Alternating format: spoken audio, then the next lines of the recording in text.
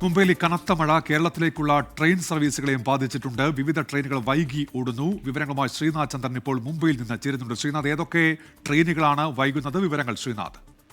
മുംബൈ വഴി കടന്നുപോകുന്ന ട്രെയിൻ ഗതാഗതത്തെ മഴ കാര്യമായി ബാധിച്ചിരുന്നു. അതിൽ കേരളത്തിൽ നിന്നുള്ള ട്രെയിനുകളുടെ വിവരമാണ്. തിരുവനന്തപുരത്ത് നിന്ന് ചണ്ഡീഗഡിലേക്കുള്ള സമ്പർക്ക് ക്രാന്തി എക്സ്പ്രസ് 1-2-2-1-7 നമ്പറിലുള്ള ട്രെയിൻ 7 മണിക്കൂർ 45 മിനിറ്റ് ഇപ്പോൾ വൈകി ഓടുകയാണ്. അല്പസമയം മുമ്പാണ് പൻവേലിൽ നിന്നും ട്രെയിന് യാത്ര തുടങ്ങിയത്. ഉച്ചയ്ക്ക് മുൻപ് എത്തിയതാണ്. പിന്നീട് ഇത്ര മണിക്കൂർ അത് അവിടെ പിടിച്ചിടുന്ന സാഹചര്യമാണ്. പിന്നീടുള്ളത് തിരുനെൽവേലി ജാംനഗർ എക്സ്പ്രസ് ആണ്. അത് കല്യാണിൽ നിന്ന് ഇപ്പോൾ വഴി തിരിച്ചു വിടുകയാണ്. വസായി അടക്കമുള്ള റെയിൽവേ സ്റ്റേഷനുകളിൽ ആ ട്രെയിൻ എത്തില്ല. വാപ്പി അടക്കമുള്ള ഗുജറാത്തിലെ വാപ്പി അടക്കമുള്ള റെയിൽവേ സ്റ്റേഷനുകളിൽ എത്തില്ല. നേരെ സൂറത്തിലേക്ക് ട്രെയിൻ എത്തും എന്നതാണ് പറയുന്നത്. ആ ട്രെയിൻ ഇപ്പോൾ 5 മണിക്കൂറിലേറെ ഇപ്പോൾ വൈകി ഓടുന്നു.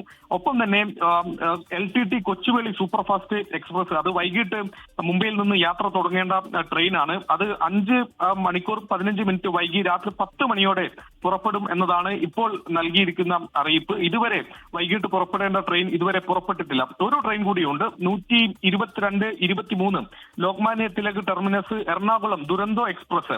ആ ട്രെയിൻ രാത്രി 8:45 ഈ സമയം ഇവിടെ നിന്ന് പുറപ്പെടേണ്ടതാണ്. LTTയിൽ നിന്ന് ലോകമാന്യ തിലക് ടെർമിനസിൽ നിന്ന് പുറപ്പെടേണ്ടതാണ്. അതിപ്പോൾ റീഷെഡ്യൂൾ ചെയ്തു എന്ന അറിയിപ്പ് വരുന്നുണ്ട്. രാത്രി 11 മണിയോടെയാകും കേരളത്തിലേക്കുള്ള എറണാകുളത്തേക്കുള്ള ദുരന്തോ എക്സ്പ്രസ് യാത്ര തുടങ്ങുക.